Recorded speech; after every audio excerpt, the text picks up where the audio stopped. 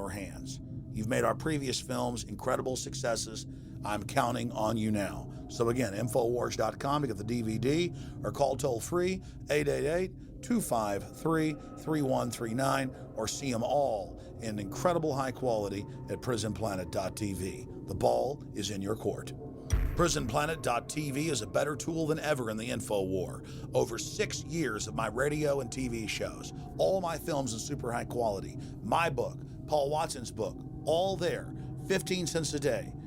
Your support of PrisonPlanet.tv empowers the resistance to unlock minds worldwide.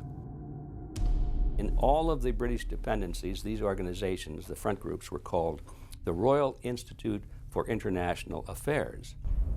In the United States, they chose a different name. They chose the Council on Foreign Relations, but it held exactly the same relationship to this inner society of Cecil Rhodes. Among the charter members were W. Averill Harriman of Union Banking, then President of the United States Woodrow Wilson's main advisor, Colonel Edward Mendell House, John D. Rockefeller, the founder of Standard Oil, banking mogul J.P. Morgan, and prominent bankster Paul Warburg. Well, the Council on Foreign Relations exists today. It's probably the most powerful single organization in America. Many observers, including myself, believe that it is the hidden government of the United States. These people are not elected to office, and most Americans don't even know who they are.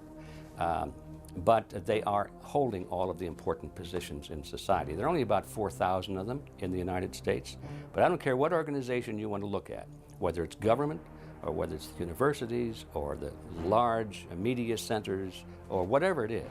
You look at the people at the tops of those organizations, the owners, the managers, the CEOs, the board of directors, and I'm going to say probably 80 to 90% of the great power centers of America are dominated by just those 4,000 people who are members of the Council on Foreign Relations. Throughout its history, it would contain extremely influential and powerful individuals in finance, business, media, and politics. Former presidents of the United States include Richard Nixon, Gerald Ford, Jimmy Carter, and William Jefferson Clinton. Currently, Barack Obama claims not to be a member, but has spoken in front of the Council and has had his writings published in the Council's magazine, Foreign Affairs. It's been reported that you and your wife are in the globalist CFR, which is a Council on Foreign Relations.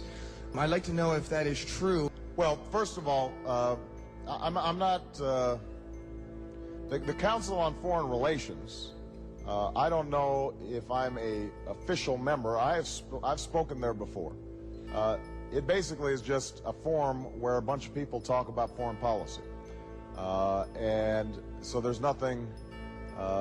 There's no official membership. I don't have a card or, you know, a special handshake or anything like that. Now, why is that important?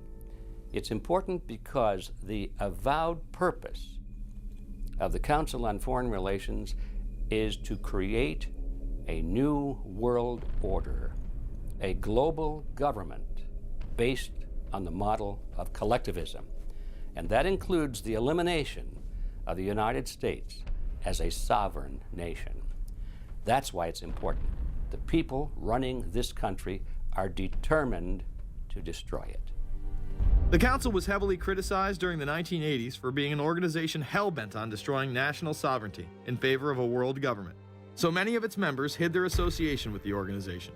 Dick Cheney had this to say in response to a question by David Rockefeller, who became the CFR's youngest director in 1949 and was chairman of the board from 1970 to 1985. He remains an honorary chairman to this day. It's good to be back at the Council on Foreign Relations. As Pete mentioned, I've been a member for a long time and was actually a director for some period of time. I never mentioned that when I was campaigning for re-election back home in Wyoming. Now, you are the president of the Council on Foreign Relations, all right? Yes, sir. You guys toy with countries of the world like toys, don't you? You're like the Illuminati, you're the Masons, you control everything, don't you? That's the rap on you guys. What's so interesting now, though, is who's on the chessboard. It's the toys, if you will, are a lot more than states.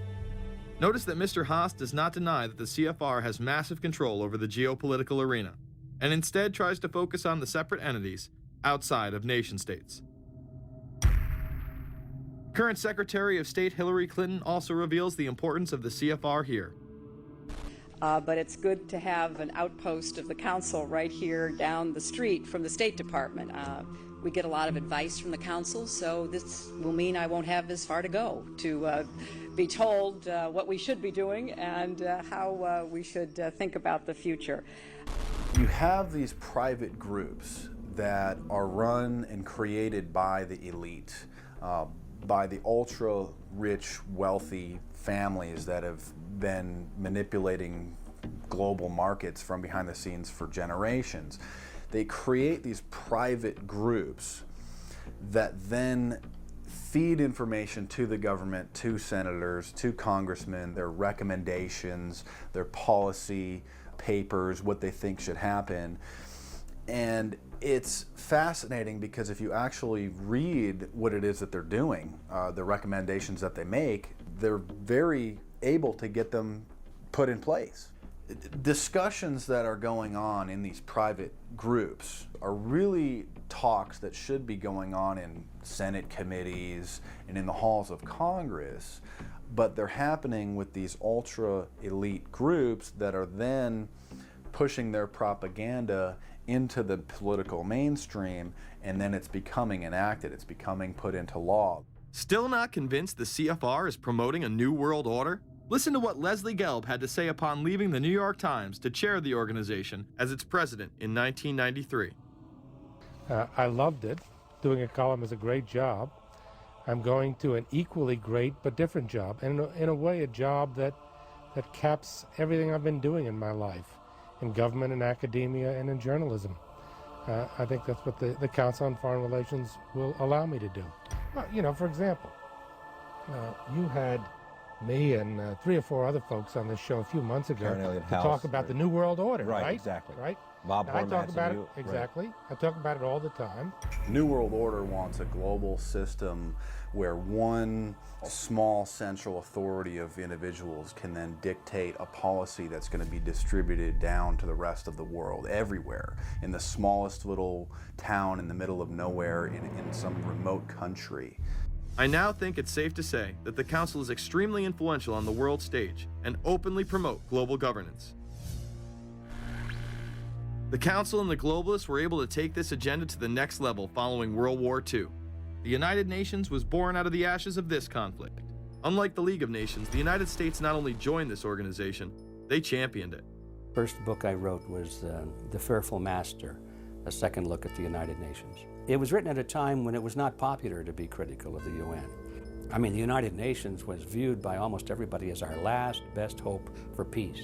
It was a means, we were told, to bring humanity together and put an end to war and live in peace and harmony and promote trade and all of these good things. I wish it were any of those things, but it's not.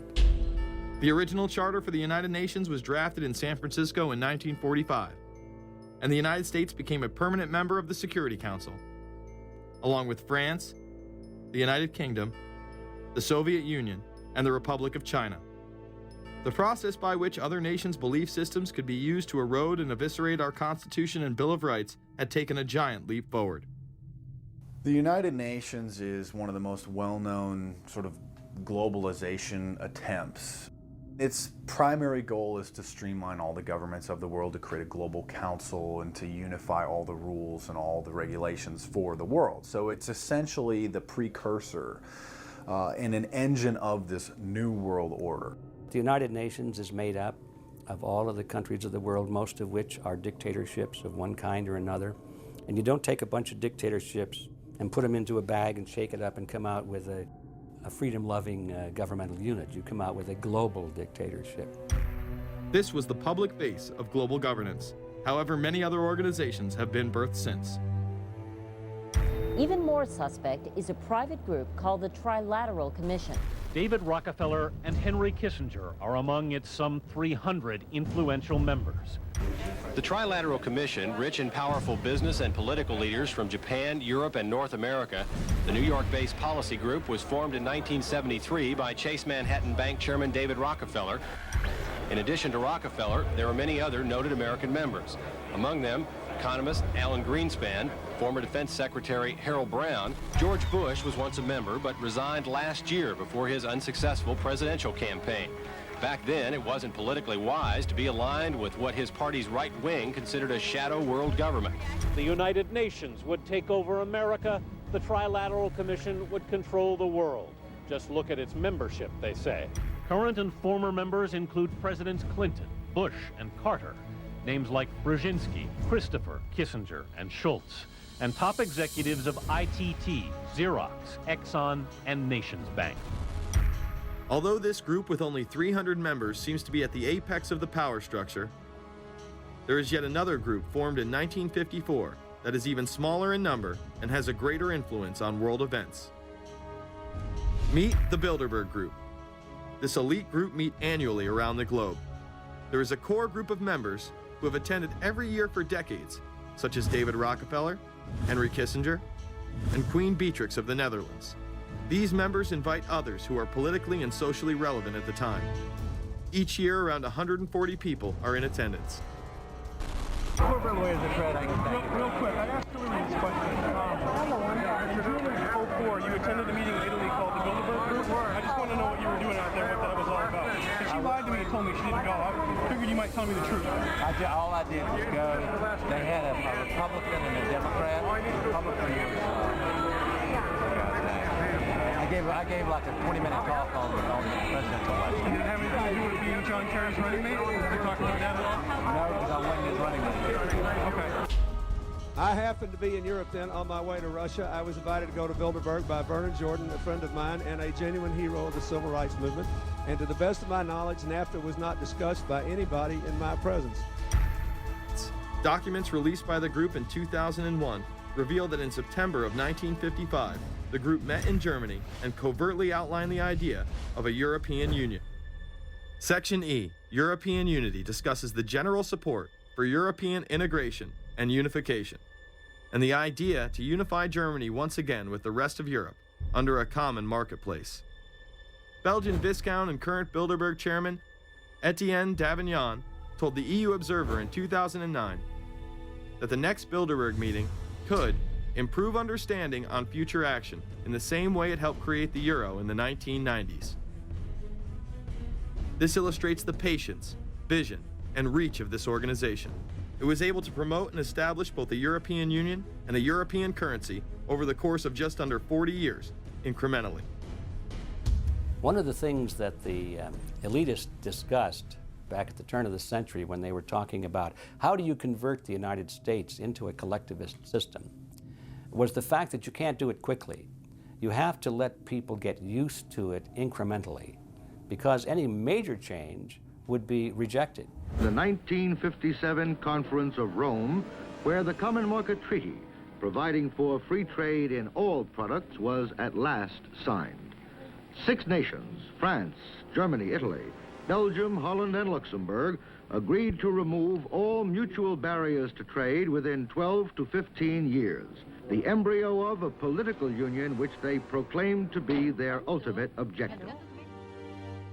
In that fashion, it's possible for people to get used to this process and even to think it's a good thing. People will accept the gradual growth of government, the gradual loss of their purchasing power. They'll accept almost anything if it's done gradually, and we have to be very alert to that.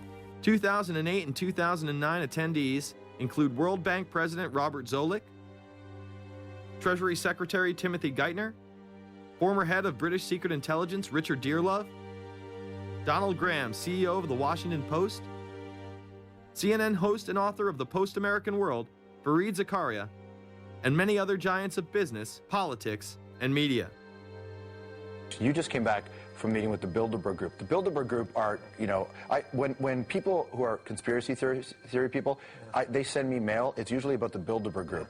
And I get these books on my front door, which I'm uncomfortable with. But And it's all about the Bilderberg, like they're the modern-day Illuminati. Are you a member of the Bilderberg Group? I